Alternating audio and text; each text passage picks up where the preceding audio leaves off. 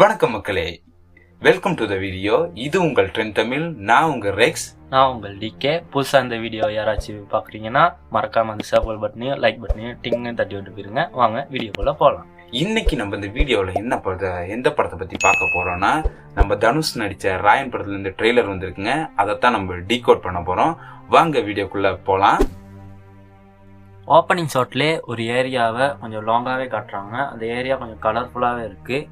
அந்த ஏரியா மட்டும் இல்லை, ட்ரெய்லர் முழுக்கையும் அந்த கலர் டோன்லேயே தான் கொண்டு போகிறாங்க. அந்த கலரில் green colour, yellow colour, blue colour, red colour, இந்த கலர் காம்பினேஷன் கொஞ்சம் பக்காவே இருந்துச்சு.